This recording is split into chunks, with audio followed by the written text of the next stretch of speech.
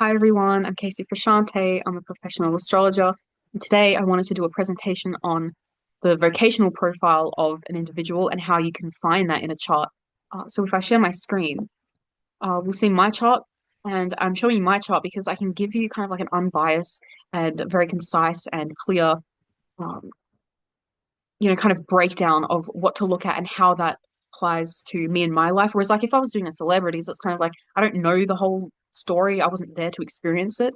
Um, and a lot of astrologers might say, oh, if you want to know what you're supposed to be doing with your career, look to the 10th house. And it's like, obviously, yes, look to the 10th house, but I also think it's important you need to look at the just the base personality of the individual. Just because, the 10th house story can be like at opposite ends to the first house story. Um, and it's my job, in my opinion, as an astrologer to synthesize the two and then come to conclusions. So if we start with my ascendant, I'm an Aries rising. I'm going to be impatient and I'm going to need to express myself in a way that is authentic to me and not slowing me down and not kind of I'm very kind of like self-directed as well. I don't want to have to consider other people's opinions and everything like that. And then my chart ruler is this Mars in Gemini. And Mars in Gemini, or anyone with their chart ruler in Gemini, there's going to be a real need to communicate. Gemini is a sign of communication. I also have Mars sextiling my ascendant. So this is going to be kind of like easier for me. There's this kind of harmony between the actual point of manifestation and me. It's like I don't want to say there's this kind of like magic involved. There is this energy that's created where I can just manifest things. Um, and not we're not talking about materially because these aren't earth signs, but it's like I'm able to kind of like manifest the energy and manifest the kind of inspiration to make things happen. But again, Aries risings can kind of be like that anyways because they're so action orientated and impatient. Um, but I also have uh, Mercury squaring my ascendant, and so with Mercury squaring the ascendant, how I kind of communicate is at odds with how I kind of exist. So Mercury in Cancer is very kind of like empathic, has a very high emotional IQ, very receptive to information, not going to be more withdrawn, not much of a talker. So again, when you take that into consideration with the Aries rising, the Mars in Gemini, which is kind of like very excitable and kind of innocent and pure in its approach, but then you also have this shy Mercury in Cancer squaring the ascendant. It's kind of like maybe I'm not rushing in to talk, but I'm kind of rushing in to listen or rushing in to kind of just feel information and come to my own conclusions with that, Aries rising. Um, but there's obviously a disconnect between how I exist in the world and how I think. Um, and that is kind of the basis of my personality. And then also, if we take into account, have Saturn in the first house, Saturn in Taurus. So again, like that Aries rising with the Mars and Gemini and their sextile, so that there's energy there. Then there's also this real kind of like cautiousness with Saturn in the first house, and then that kind of like shy Mercury in Cancer. It's kind of yeah, like 1 foot on the 1 foot on the accelerator and 1 foot on the brake. This is kind of like the basis of my approach to life and personality. I'm not irresponsible, but I do kind of feel the need to actually get things done. Um, okay, so if we leave that as like I'm not getting into the moon or anything like that, just the first house ruler and aspects of them. Oh, also, um, I should mention that my chart ruler is also square Jupiter. So again, so that Mars, Aries rising, Jupiter squaring Mars, they're all friends. Like that's one side of the personality. And then I also have the cautious, Saturn in the first house, and then, shy Mercury and Cancer. Saturn and Mercury, in my case, are friends because they're kind of um, existing together. They kind of have the same undertone to the expression. So there's two sides to my personality in the sense that like there's this very energetic part of me, but then there's also this very cautious part of me. And it's like, okay, how has that existed in my life? And I think that is just kind of um, I say yes to opportunities, but I don't rush into them, and I think about things very deeply before I kind of um say yes to them, but I'm not so kind of risk averse that I'm not um agreeing to things like, sorry, there's a lot of noise going on, that's why I'm kind of like losing focus. Um Me posting these videos, like it was really, really hard for me at first to kind of like get over myself and um just it's the fact that I need to like look at myself in the monitor and I need to watch these videos back before I post them. And, that was kind of like hard for me. Like listening to my own voice is very hard for me. Um, but yet here I am. I'm still sitting here in front of the camera. I set up the lights. I made notes and everything like that. That's very kind of like Mars sextiling the ascendant. And with the square to Jupiter, that adds kind of like an entrepreneurial edge to me. Aries rising, chances are is going to be entrepreneurial anyways. Um, but with the square to Jupiter, there's this kind of like excess of energy and there's a real excess of need to do something. And then the more receptive part of my kind of like very baseline personality is like, well, I'm not going to be reckless about it. I'm not going to post every little thing that I say. I'm not going to broadcast my life. I'm more withdrawn generally. So it's kind of like meeting in the middle between those two extremes. Baseline personality, okay. And then you're also going to want to look at the 10th house. This is like the very standard kind of um astrological advice. The 10th house is the career and the vocation. It's not about income or day-to-day work. That's the second and the sixth house, respectively. But the 10th house is like the kind of broad um picture of the career. So again, cardinal sign on the midheaven, more entrepreneurial, more independent. Um, cardinal signs a lot of it because they initiate things. They need to kind of initiate their own career. If you have all cardinal angles, chances are, again, it depends on the aspects that they're making, the rulers are making, sorry, and like planets in those houses. It's just they're going to want to do their own thing. They're going to want to initiate their own career and be in control of their own career. And especially for me, when I have the ruler of my midheaven in my first house, the first house is the physical body, it's kind of branding, it's the personality. And so the ruler of the 10th house in the first is kind of telling me I need to be my own boss. I need to build, if we're talking about Taurus, I need to build my own career. Someone with a configuration like this, for example, isn't going to be someone that clocks in and clocks out and picks up their paycheck on, a certain date of the month and, everything like that, just because there is this kind of, this need to just do their own thing and um, create, especially like, cardinal signs are really strongly associated with just like creation, especially, Aries being the first sign, whatever. Um, and then planets in the 10th house, I have Neptune in the 10th house and Uranus. Uranus in the 10th house, again, astrologers going to say, Uranus in the 10th house, that's the sign of an astrologer. Yes, that's one sign of many. Um, I find that Uranus in the 10th house, again, it's similar to having the ruler of the midheaven in the first house because, Uranus in the 10th house, you'll see this time and time again with people with this placement. Um, they can have a hard time holding down jobs. And not that they're not even suited for jobs. It's just like the jobs themselves and even people at the jobs can tell that the Uranus in the 10th house person isn't supposed to be there. Um, and it can kind of open the door for inconsistent work and abrupt endings at work and, things like that. So again, I'm not just me, but like someone with this chart, even if it wasn't me, someone with this chart, chances are would not be clocking in and out of work.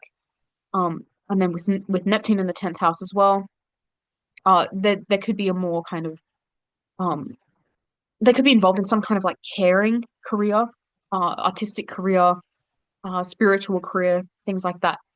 And then the aspect that these planets are making is I have Neptune squaring the ruler of my midheaven. And I don't look at out of sign aspects. Plenty of astrologers will look at my chart and say that Neptune is conjunct my midheaven. Neptune is squaring the ruler of my midheaven, which essentially is saying the same thing as having Neptune conjunct my midheaven. So when we have Neptune squaring Saturn, this is like the disintegration of boundaries. And again, disintegration of the kind of structure of a job. Like Saturn is structure, talking about the 10th house, Neptune is, the dissolving of something. So it's like, again, not someone that is going to have a institutionalized job. This is not someone that's ever going to work for the government. This probably isn't even going to be someone that works for a private firm or private business. This is not someone, again, that's going to clock in and clock out. And you see that with the square to Saturn, and you see that with, Uranus in the 10th house. Um, and Uranus makes an opposition to my moon, but that doesn't really have anything to do with career. Um, and then so so that's the 10th house profile, but you also need to look at the second house profile and the sixth house profile.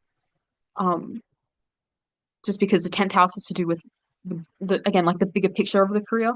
The second house has to do with income, and the sixth house has to do with day-to-day work, the work that you do at your job, which is the 10th house. I have nothing in my sixth house. It's ruled by Venus, as is my second house. So Venus rules my second and sixth house.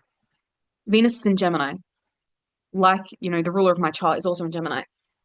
So again, communication is going to be very important regarding my professional um, career. Communication, also duality. So when you see Gemini, anything in Gemini, there's some kind of duality there. Chances are I'm going to have like two jobs, which is fine.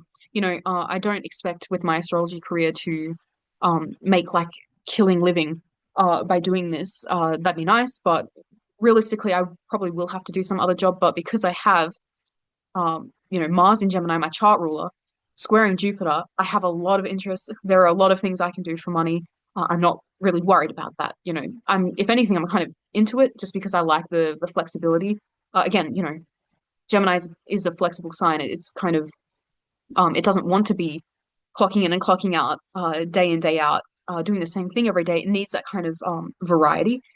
So I'm fine with that.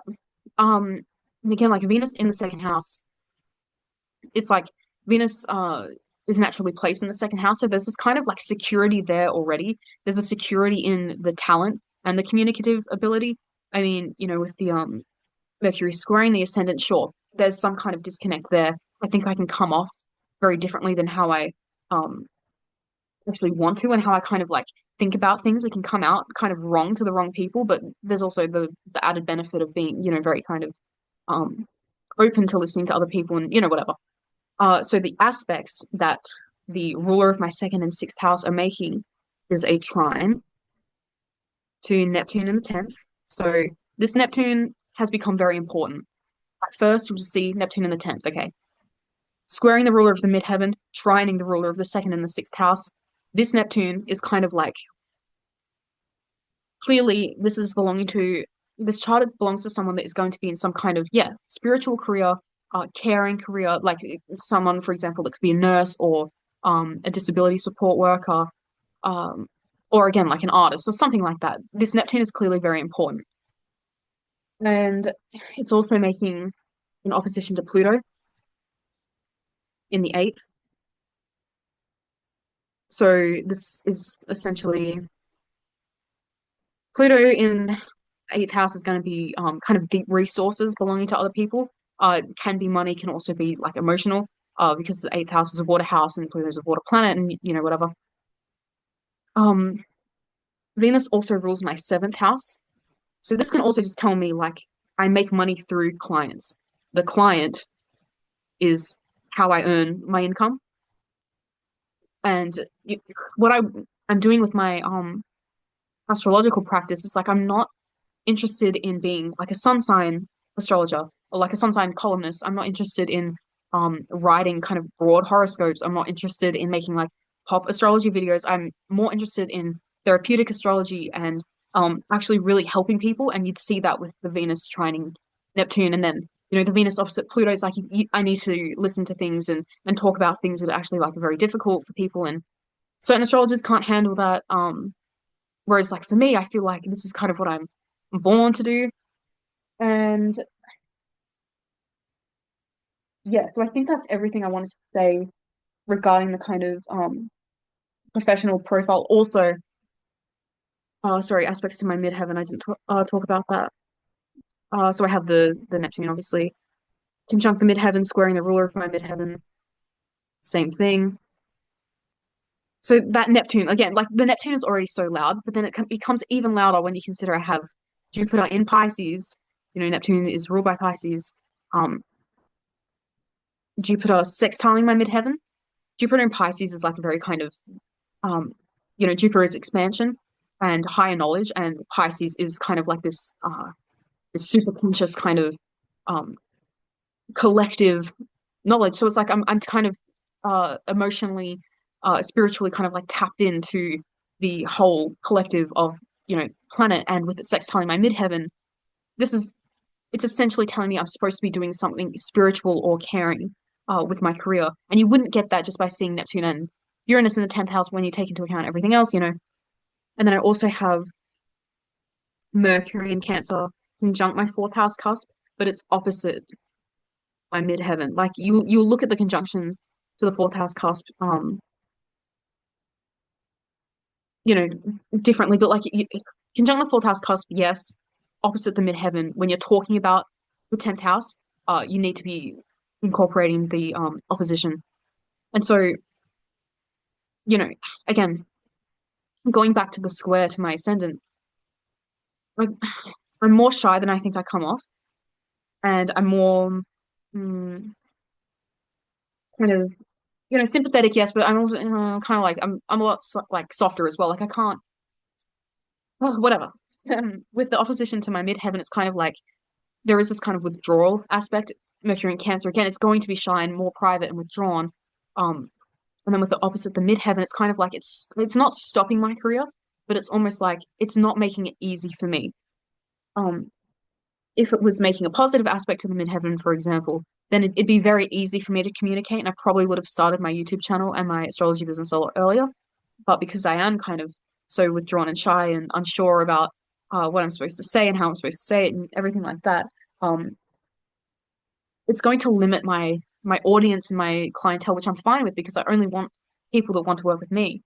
Um, but there is this kind of like, again, that could be why, for example, I need um, two income streams because I'm not going to be seeing clients back to back to back because that's not the type of astrologer I am. It's not the type of communicator I am.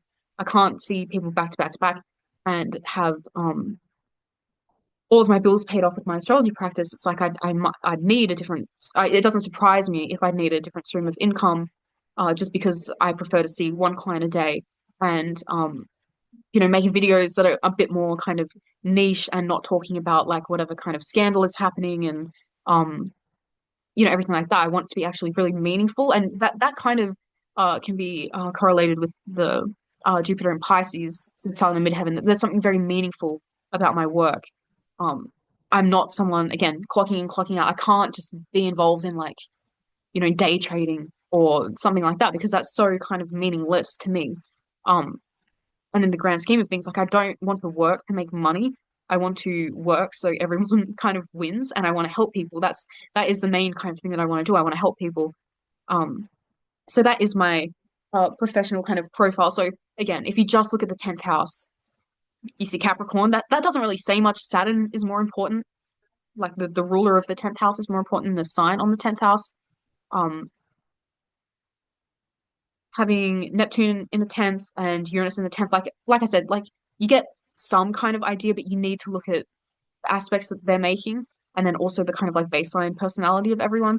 Um, and I also wanted to just touch on um, the kind of transits and progressions that were active when I started making these videos and getting my astrological practice off the ground. Because again, like I've mentioned previously, like being on camera is very hard for me. Um, expressing myself in a way that isn't kind of I don't want to say the wrong thing, and like it's not about like not offending people.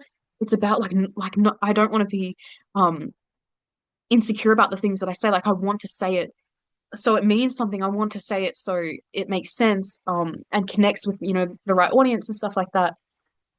I was like I was so shy about like putting my face out there. And I should mention as well, like before I was doing astrology, I was a professional musician. um I went to I studied classical music at university, and it was one of those things where like Okay, I need to get like more personal, and like I tried filming this video before, and I feel like I got too personal. So, um, I'll be equally as personal, but I think a bit more like concise with how I explain everything. Um, I didn't get into music to like be famous or anything like that. I didn't get into music to. Why do people get into music? I don't know. I got into music because I had to do something creative. When I finished high school, I was thinking like what am I supposed to do? And throughout our high school, I was always like playing guitar and writing songs and whatever. And so I always knew when I graduated high school, I had to do something creative. I had to do something again that meant something. I couldn't just study accounting and whatever. And I just kind of decided to, go and study music and pursue that professionally. Sorry. And so I got my degree in classical music. And then when I graduated, I was like, okay. And then I tried to really make music work, but this was around like COVID. So I didn't really have, much of an option to kind of tour or like collaborate with people or anything like that. And then I got married right after I graduated, and then I got pregnant and had my kid, and then I tried to get back into music and making it work. And it's like if you have a kid, like you know how difficult it is to like get anything done. Um, and I'll talk more about that when I talk about the transits and stuff. But it was like my music career just wasn't happening. No matter how badly I tried to um get involved in, a professional kind of music career. And like it's not even just like touring or like being a musician or anything like that. Like I applied at music labels and I tried to apply at like Spotify to become um like a playlist like curate. It was something like that. Like I tried to apply for jobs that were related to music in some way. Never once got like a rejection email or I just got, ghosted. Again, like that's a very kind of Uranus in the 10th house, just like also like I just want to touch on like so many people now are saying like I've applied for like 1,000 jobs and like I haven't heard back and like this is fucked up and I just kind of think has no that has been the story of my life. It's like I have spent literally since I've been like 14 years old applying for jobs and struggling to get anything. Meanwhile, everybody else around me always seemed to be like getting jobs. But again, like, you're in a 10th house. It's like it's not going to work like that for me, or anyone else with that placement, just because it's like we're not supposed to be applying for jobs. We're supposed to be, doing it differently. Um, so yeah, the music thing, whatever. Some transits were happening, and then I ended up becoming an astrologer. Um, what was I talking about? Uh, Maybe I'll just go into the transits and progressions now. Sorry, I went off track. Um, so I started studying astrology. I've been interested in astrology for like a very, very long time, literally since I can remember. I would always read my horoscope wherever I could, literally going back to as soon as I could read. So probably like 4 or 5 years old, I would be interested in horoscopes and whatnot. Um, so I graduated uni and then, got married, had my kid, and I'll talk about those transits and stuff first. So when I got married and had my kid and whatever, I had Pluto transiting Pluto conjunct my ascendant. And, Pluto transits last a really long time. I want to say this transit lasted for me probably like 2 years. Um, Pluto conjunct the midheaven really symbolized, my change in status, getting married and, becoming a parent. Towards the end of the transit, so around the fourth hit, this is when I was really trying to like get back into music and making it work. And it was like I knew I could feel, and I was studying astrology like casually at the time, but I could feel it wasn't working. Like it wasn't for me. Like it was kind of dead. And that's kind of what Pluto transits do. They kind of kill what it touches, especially in heart aspect. It's like I could I could tell, I could feel it wasn't for me and it wasn't working, but I didn't really know what else to do. That was my whole life. That was all my training. I didn't know what else to do. And then I was also studying, again, astrology casually at the time, but started to get really serious about it. Um, I had transiting Neptune squaring Mars, which is my chart ruler. So there are like two major changes to my identity going on. Pluto conjunct the midheaven, Neptune squaring my chart ruler, which is also Mars. Huge changes to my identity. And with the Neptune Mars square, it was like I can remember this time like I felt so aimless and lost, but not in like the sense that I was like looking for anything. I just felt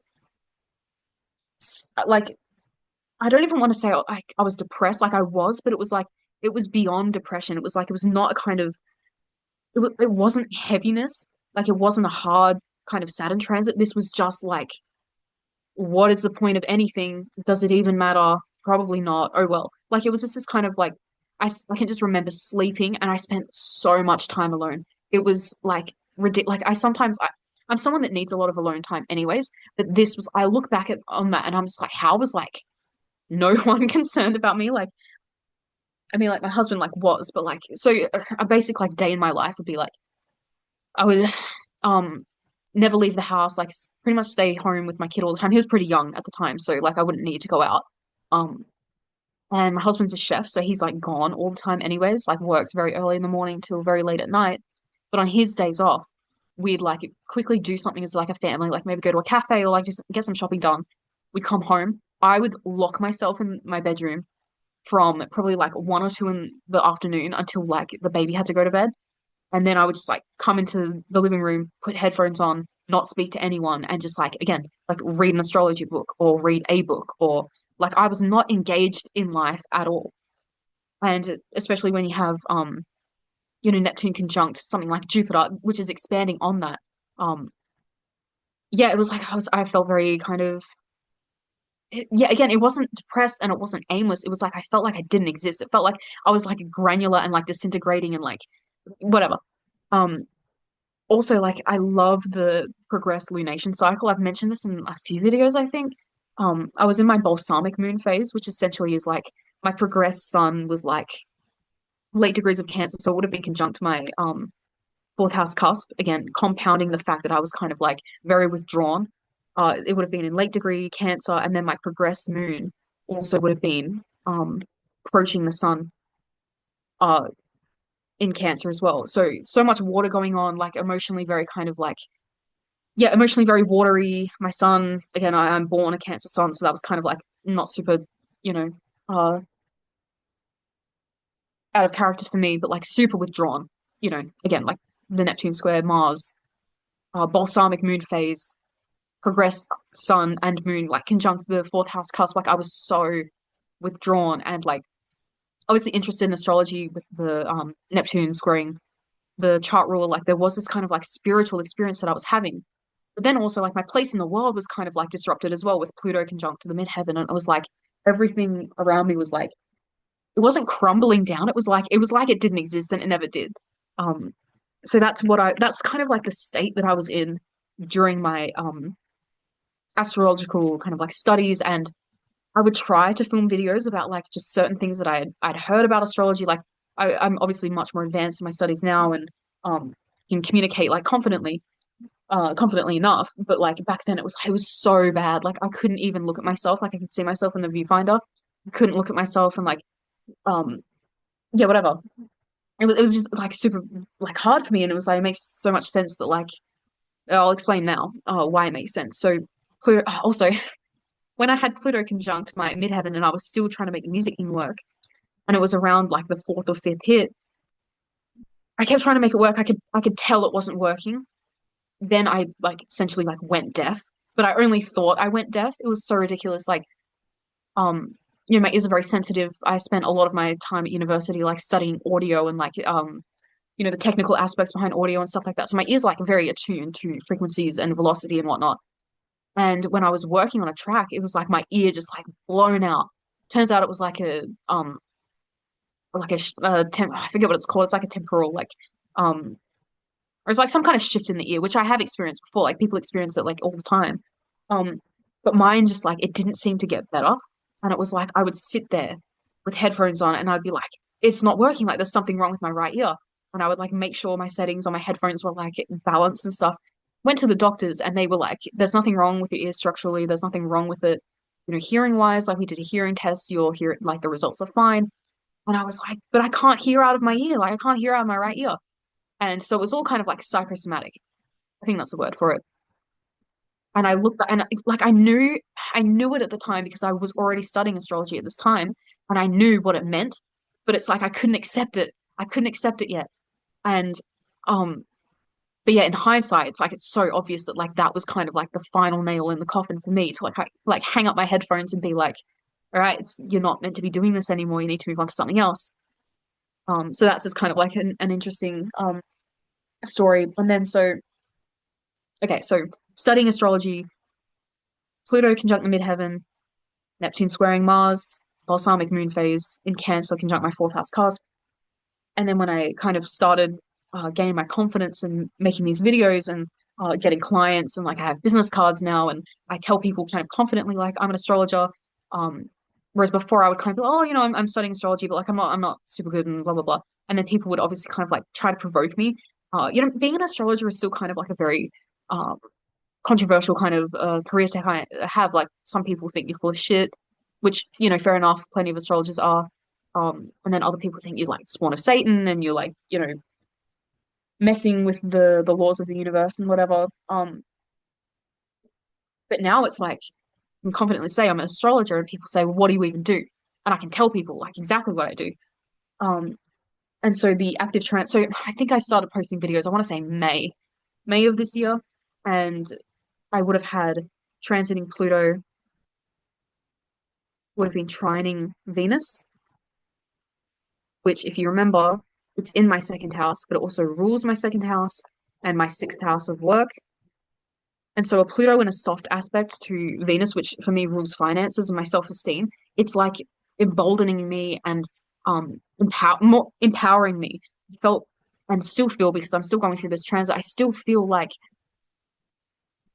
a few years ago and stuff, I felt it wasn't insecure. It was like I just felt like a little, you know, it's such a stupid like parallel to me, but it's the vision I'm getting in my head. It's like I felt like a little like a chick that just like hatched out of an egg, and you know how they're in that like is it called an incubator, that thing that keeps them warm? That's like what I felt like, and I felt like I was so dependent on my husband to like um make money and like so I could like buy things that I wanted, and felt so kind of like just weak and not able to kind of advocate for myself and not able to kind of look after myself at all. Whereas like now, for some reason, it kind of happened overnight.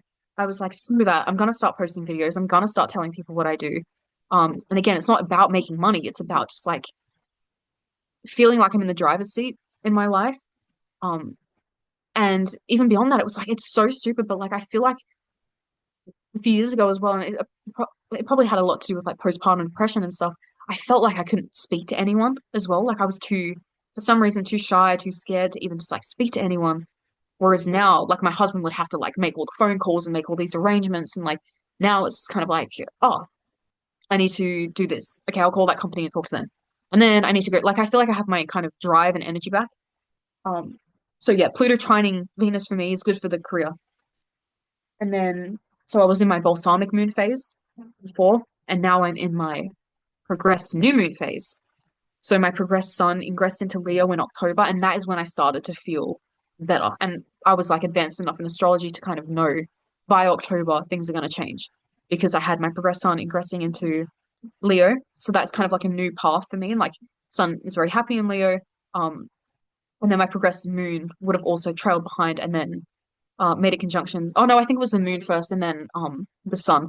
Either way, I have a progressed new moon in Leo, which again you'll see a lot in other people's charts if they have like positive transits, for example, happening regarding career, but they're in a balsamic moon phase. A lot of the time, the results won't manifest until they hit that new moon phase. Um, and so for me, it was like when I had my new moon phase and then I had Pluto trining Venus, then things started to happen, and finally found like I was able to film these videos and have clients and make my own living. And then I also had my progressed Venus conjunct my sun. Can't remember the exact degrees, but this would have been in orb at some point, probably since like October 2024, I want to say. Um, the progressed Venus to the sun is kind of like this gentle acceptance of myself. Um, and then I also had in March of 2025, um, solar arc. Jupiter equals Neptune, I mean Mercury, and I have the trine natally. So that is kind of just like waking up this natal trine that I have, and it's I'm interpreting that as like, yeah, again, like just this spiritual communication and the ability to kind of express myself meaningfully. And also in I don't remember when the exact dates were, but at some point around when all of these transits were happening, I had my had transiting Uranus ingress into my second house. And this is why I really like Placidus. Um, Planets ingressing into a new house don't have to make any aspects to planets. They make noise as soon as they ingress into a different house. So like, that Uranus ingressing into my second house, once it hit, 24 degrees, 40 minutes of Taurus, that would have kind of again like woken up my second house and being like, hey, things are gonna change about how you make money. I know it sounds stupid. But I essentially before this I essentially only made money through my husband. Like he we have a shared bank account obviously because we're married. Um, and pretty much he would go to work and I would spend his money how I pleased. And it was this kind of thing where it was like I was fine with that and like I still am and whatever, but it's like I again, it was probably just the state that I was in, very recently, giving birth and stuff like that and more kind of security conscious. Whereas now I'm kind of just like, oh, hypothetically, if we did, separate and I had to make my own money, I'm fine with that. I'm fine with supporting myself. It was like, whereas before I was like terrified of something happening and me needing to like I didn't have the confidence kind of like in myself to be able to kind of support myself. Whereas now it's kind of like if I have to support myself, then I'll do it. Um, and that's, thanks to the Pluto trine Venus, I think. So I hope this was a good comprehensive kind of presentation on the vocational profile and how you can kind of um, put all the pieces together yourself for your own child or someone else's chart and determine what kind of path is right for you. And then how also transits can kind of, slow down or change the course of your life and everything like that. And, this, I really, really, really love astrology and definitely want to, use this gift or, outcome of all the study that I've done to help people. Uh, because yeah, if I didn't have astrology um in the past few like I don't know what I would have done and not in the sense that I would have like killed myself or anything like that, but it's like I again like it's hard to kind of explain because I'm so new to like not the internet, but like posting videos about myself that no one knows me. And I feel like if people saw what I was like a few years ago, they would be like shocked or like, so surprised and so proud of me that I'm finally doing what I always wanted to do because I was talking about this for so long. And it wasn't until I had those kind of positive transits kind of kicking me into gear that I was able to kind of express myself in this way. But also like just back then, like astrology was my only hobby, kind of getting rid of music and I had that kind of spot to fill. And it's like if I didn't find astrology, I have no idea what I would have been, doing with my time. Like I studied astrology like a maniac. I still do. Um, I don't know what I would have been directing my energy towards, without astrology. So, yeah, this was a very personal video, and I hope that you kind of learned a lot and it made sense and it's helpful to you. I'll see you in my next video. Bye.